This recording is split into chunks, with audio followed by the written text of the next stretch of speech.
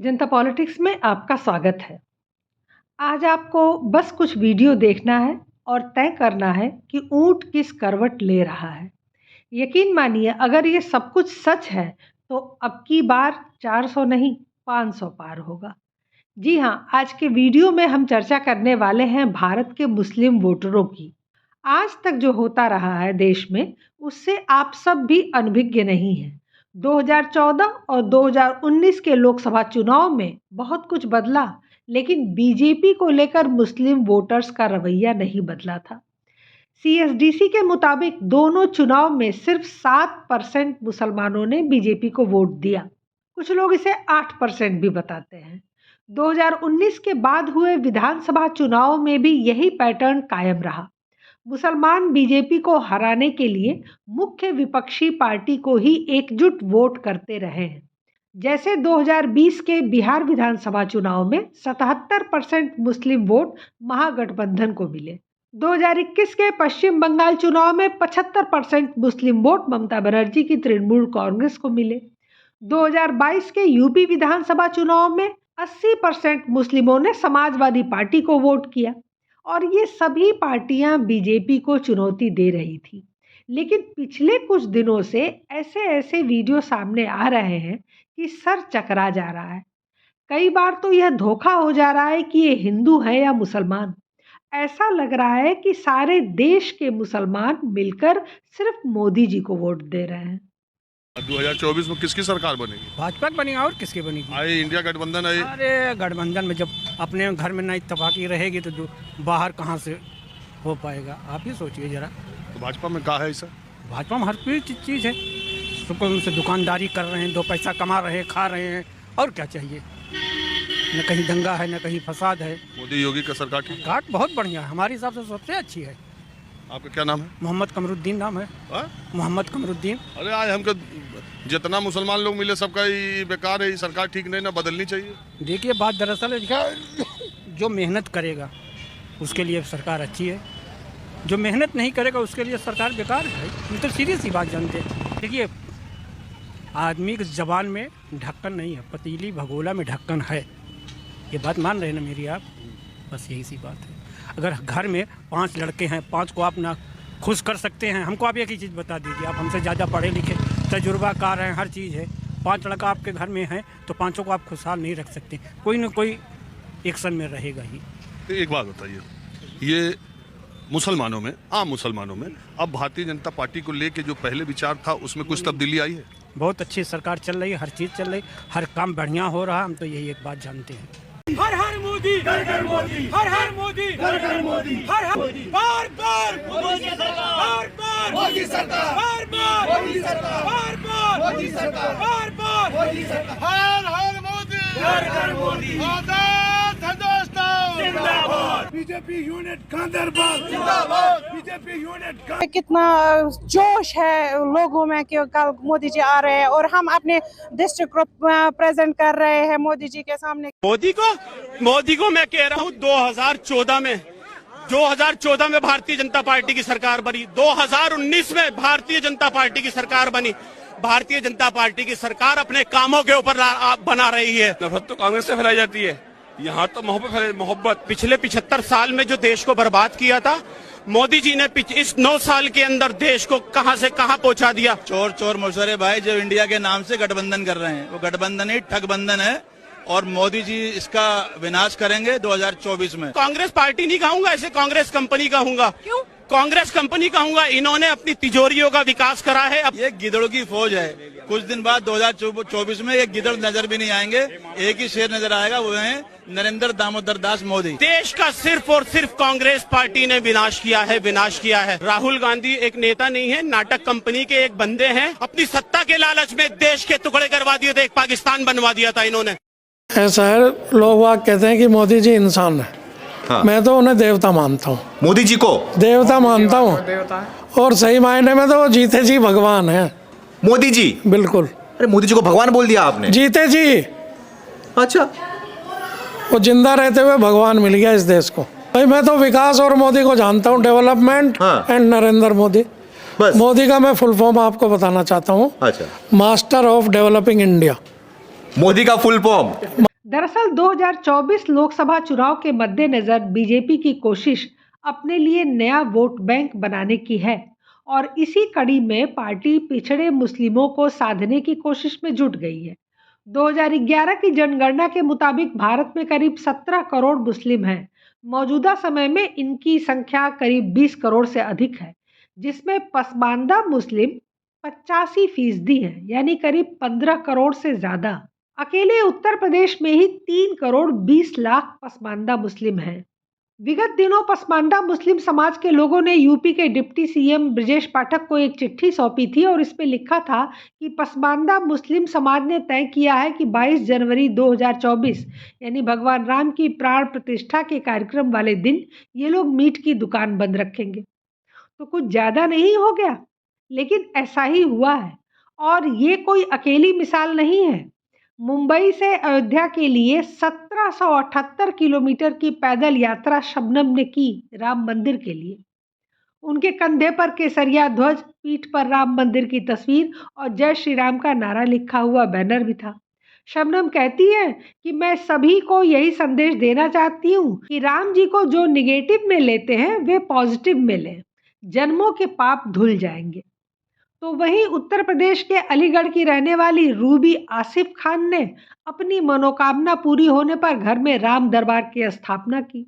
तो देश में राम मंदिर को लेकर मुसलमानों के बीच भी किस तरह का सेंटिमेंट है, इसकी कई मिसालें सामने आती रहीं और मोदी की रणनीति से विपक्ष में हड़कंप मचा हुआ है। विपक्ष को समझ में नहीं आ रहा है कि बीजेपी के राम मंदिर वाले दांव का जवाब कैसे दें। कश्मीर के मुसलमानों में तो मोदी जी के लिए पूरी दीवानगी नजर आई। लाखों की संख्या में लोग उन्हें सुनने और देखने आए और उनकी बातें तो सचमुच सुनने लायक हैं। मैं जब 10th में पढ़ता था मैं भी खुद पत्थर फेंकता था, मैं भी पत्थरबाज था। हमें कोई काम नहीं होता था, हमें 500 देते थे, हम पत्थर फेंकते थे। हम ये नहीं देखते थे हमें गोली वहां से लगेगी या क्या हो जाएगा। जब मैं सुधर गया तो उन्होंने उन लोगों को क्यों नहीं सुधराया है। मैंने वोट आज तक नहीं डाला था, लेकिन मैंने जब से मोदी जी बन गए मैंने वोट डाला है। हर किसी को बोलता है मोदी जी को कामयाब करो। बच गया हूँ ना मैं। हम मेरी जैसे हजारों नौजवान, लाख नौजवान वहाँ बच गए क्योंकि हम पत्थर।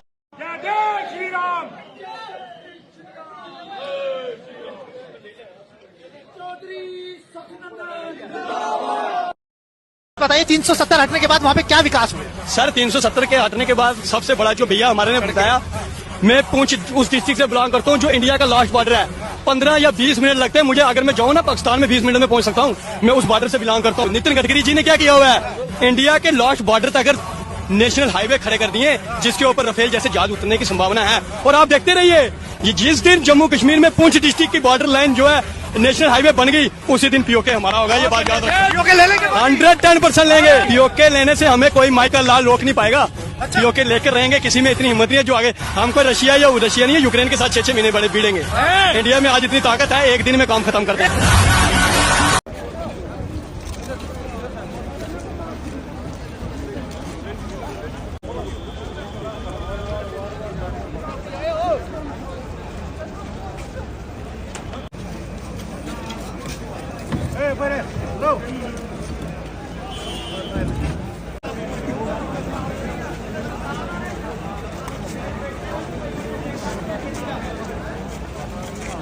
संभव है इन सबकी वजह विश्व में मुस्लिम देशों द्वारा मोदी जी को विशेष सम्मान देना हो या फिर देश में मुस्लिम समुदाय के लिए खजाने खोल देना हो।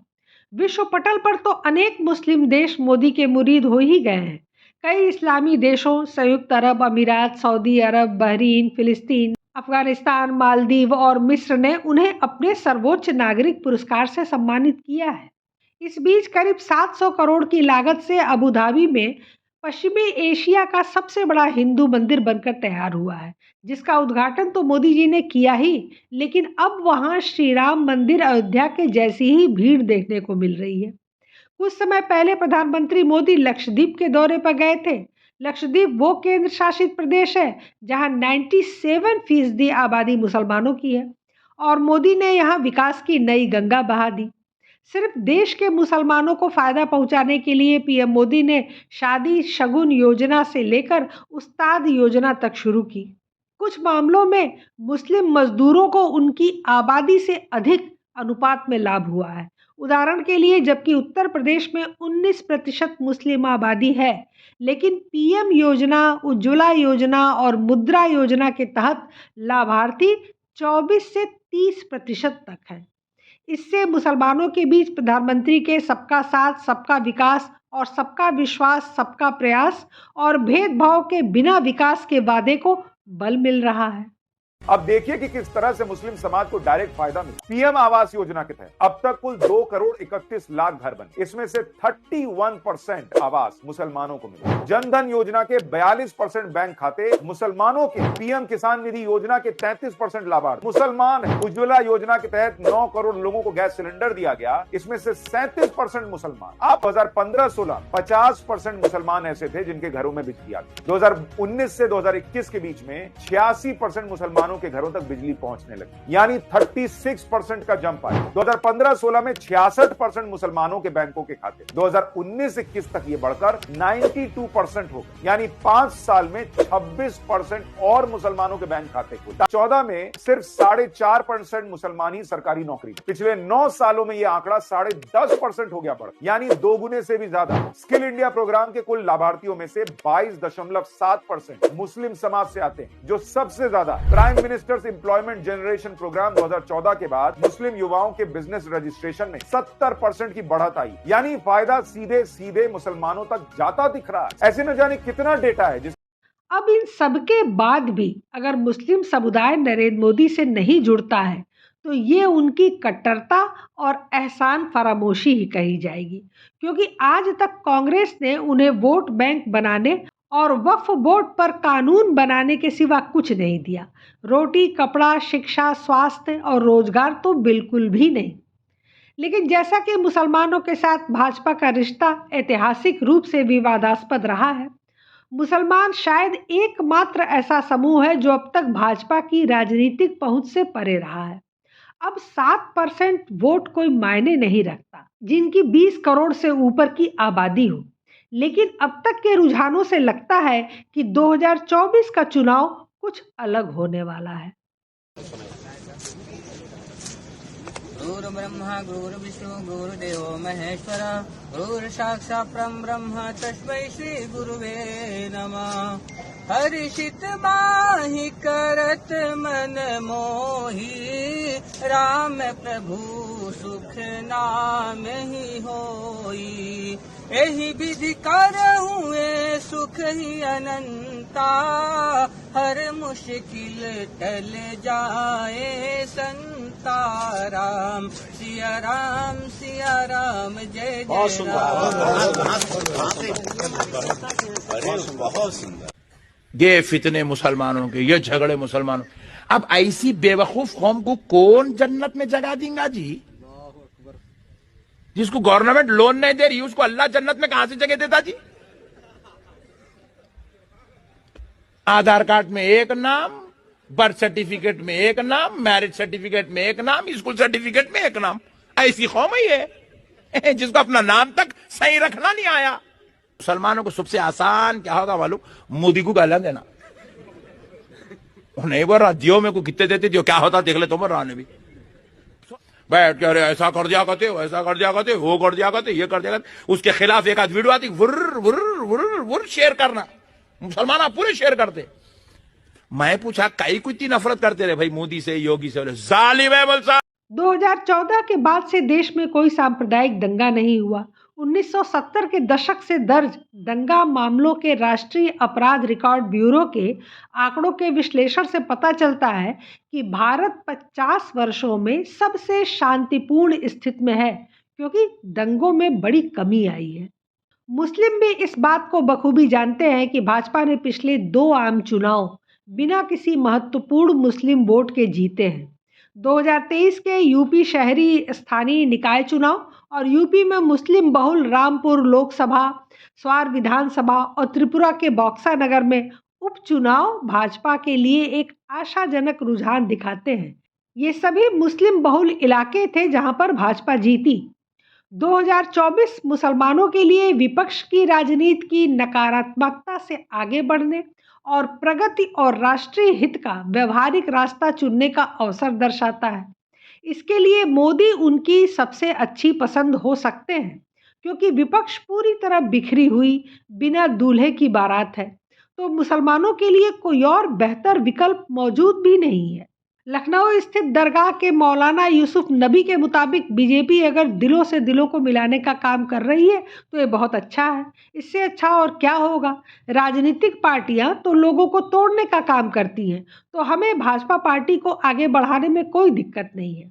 वहीं एक अन्य मौलाना एहसान राजा के मुताबिक, मैं बहुत समय से देश से बाहर रहा, लेकिन ऐसी पार्टियां नहीं देखी जो इस तरीके से मुसलमान के लिए कार्य कर रही हों। मेरे लिए तो ये बहुत अच्छी बात है और मैं चाहता हूं कि बीजेपी हमारे बीच रहे। उत्तर प्रदेश के बरेली में तमाम बड़े मुस्लिम धार्मिक स्थलों यानी दरगाह, मस्जिद, मदरसों पर भारतीय जनता पार्टी ने पहली बार पंपलेट लगाए हैं, जिसमें उर्दू में लिखा है, ना दूरी है ना खाई है, मोदी अपना भाई है, फिर एक बार भाजपा सरकार। अब ये कम बड़ी बात नहीं है। इस बीच केरल की कालीकट यूनिवर्सिटी के पूर्व वाइस चांसलर और सॉइल साइंटिस्ट अब्दुल सलाम ने बीजेपी से साल 2024 के लोकसभा चुनाव में उम्मीदवारी हासिल करके एक रिकॉर्ड तोड़ दिया है। अब्दुल सलाम को टिकट मिलना काफ़ी अहम है, क्योंकि पिछले लोकसभा चुनाव में बीजेपी ने एक भी मुसलमान उम्मीदवार को टिकट नहीं दिया था। इस वजह से बीजेपी को तमाम आलोचनाओं का सामना करना पड़ा था और इस पर बीजेपी ने कहा भी था कि उसे मुस्लिम समुदाय की ओर से वोट नहीं मिलता, इस वजह से वो मुस्लिमों को उम्मीदवार नहीं बनाती। मतलब इस बार बीजेपी को भी लग रहा है कि उसे मुस्लिम वोट मिलेंगे। अभी बंगाल से क्रिकेटर मोहम्मद शामी को भी टिकट दिए जाने की बात सुनाई दे रही है। बीजेपी का मुसलमान तो पहले भी राम मंदिर के पक्ष में बोलता था और कांग्रेस का हिंदू भी राम मंदिर के विरोध में बोलता था, लेकिन इस बार बीजेपी की सदस्यता लिए हुए मुसलमान नहीं, बल्कि आम मुसलमान सड़कों पर बीजेपी की वकालत करते दिख जा रहे हैं, जो बेहद आश्चर्य और प्रसन्नता की बात है। यहाँ जो पत्थर लगा है मक्के में, उसका नाम है हजरे अस्वद। वो पत्थर जो शिव जी के साथ सीधे स्वर्ग से पृथ्वी पर आया था। शिव पार्वती का एक ही जोड़ा आया ना संसार में, और सबसे पहला घर वहां बना, और उसी में वो पत्थर लगा हुआ है, जिसको हमारे हिंदू भाई क्या कह रहे हैं कि वो शिव जी का प्रतीक है। वो शिव लिंग नहीं है, लिंग तो हुआ बॉडी का एक हिस्सा, वो है शिव लिंग। वो प्रकट चुनाव चिन्ह जो शिव जी के साथ सीधे स्वर्ग से पृथ्वी पर आया, वो उसमें लगा है। उसको चूमते भी हैं, उसके दर्शन भी करते हैं, मगर वहां लड़ाई झगड़ा कुछ नहीं होता बिल्कुल।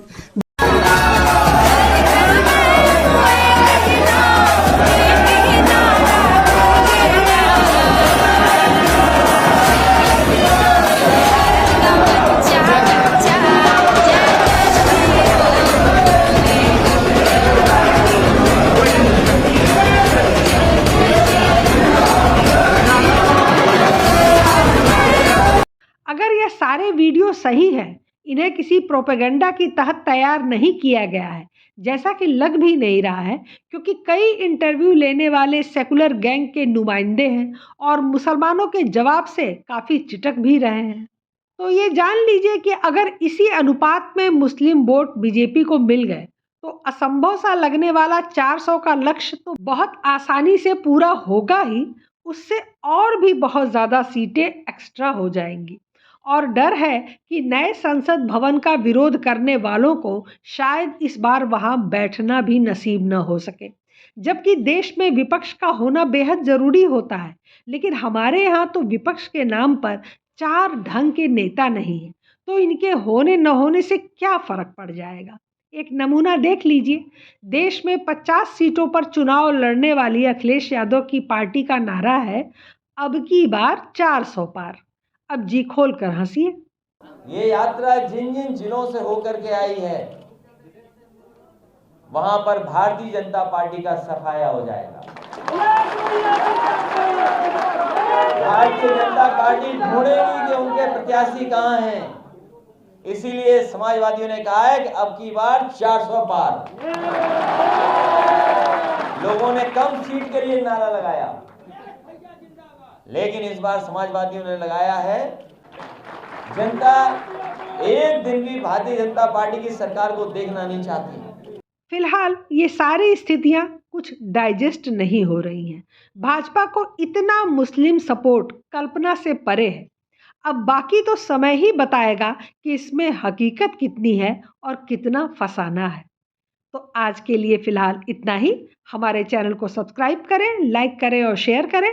अपने विचार हमें कमेंट बॉक्स में ज़रूर बताएं। धन्यवाद। नमस्कार।